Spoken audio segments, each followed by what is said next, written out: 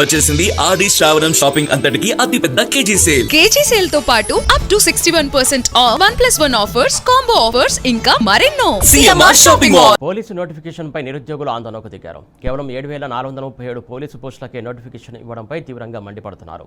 తక్కువ పోస్టులు వేశారంటూ అసంతృప్తి వ్యక్తం చేస్తున్నారు. వయోపరిమితి పెంచి మళ్లీ నోటిఫికేషన్ వేయాలని డిమాండ్ చేస్తున్నారు. హైదరాబాద్, సైబరాబాద్ సహా పలు జిల్లాల్లో తక్కువ పోస్టులు కేటాయించారంటూ నిరుద్యోగులు ఆగ్రహం వ్యక్తం చేస్తున్నారు. పోస్టుల పంపిణీపై పూర్తి వివరాలు వెల్లడించాలంటున్నారు. మరోవైపు దరఖాస్తు ఫీజు ఒక్క అభ్యర్థికి 3000 వసూలు చేయడంపైన నిరుద్యోగులు తీవ్ర అభ్యంతరం వ్యక్తం చేస్తున్నారు. ఫీజుల పేరుతో నిరుద్యోగులను సర్కారు ఇబ్బంది పెడుతుందని మండిపడుతున్నారు.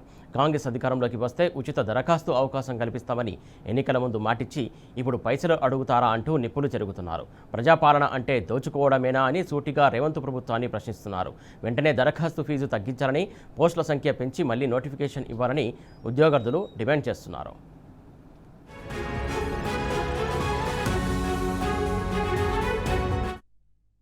తెలంగాణలో ఉన్న కాంగ్రెస్ ప్రభుత్వం నిరుద్యోగుల పాలిట యమపాశంలాగా మారింది.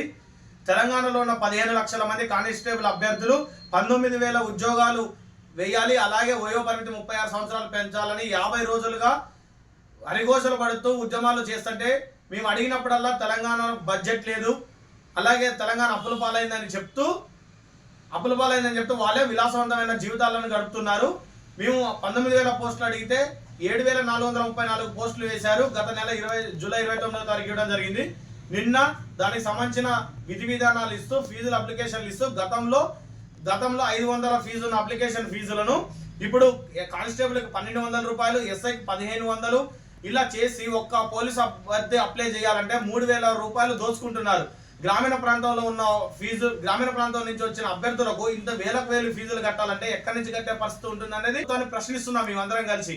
అయ్యా, గతంలో ఉన్నప్పుడే మేము ఎక్కడ నిరుద్యోగులు ఉంటే అక్కడికి వచ్చి గద్దల్లా అవ్వాలి, మేము అధికారంలోకి వస్తే జీరో అప్లికేషన్, ₹1 కూడా లేకుండా ₹1 అప్లికేషన్ ఫీజు పెడతామన్నా మీరు ఈరోజు అధికారంలోకి వచ్చిన తర్వాత నిరుద్యోగుల్లో రక్తాన్ని జలగలాగా పీలుస్తున్న ఈ కాంగ్రెస్ పార్టీని ఏమనాలి?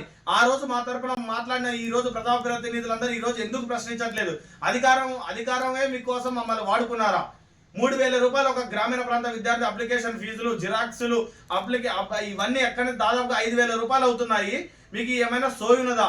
మీకేమో మెస్సీని తీసుకురావడానికి, అందాల పోటీలకి, మీరు తాగే వాటర్ బాటిల్కి, మీరు వేసుకునే చెప్పుల ఖర్చులకేమో వేలకు మా యొక్క రక్తాలు పీడించి జలగలా పీడిస్తున్న ఈ కాంగ్రెస్ ప్రభుత్వాన్ని ఏమనాలి? అందరు నిరుద్యోగ సంఘాలన్నీ కూడా దీన్ని తీవ్రంగా ఖండించాలి.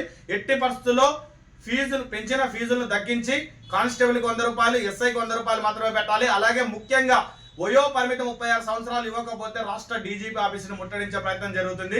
మీరిచ్చిన జీవోల ప్రకారమే వయో పరిమితి పెంచుతారనే ఆశలతోటి, కోటి ఆశలతోటి వచ్చి చదవడం జరిగింది. కాబట్టి వెంటనే వయో పరిమితి కూడా పెంచాలని ప్రభుత్వాన్ని డిమాండ్ చేస్తున్నాం. లేకుంటే మీ అందరికీ తీవ్ర పరిణామాలు ఉంటాయని హెచ్చరిస్తున్నాం. జై తెలంగాణ.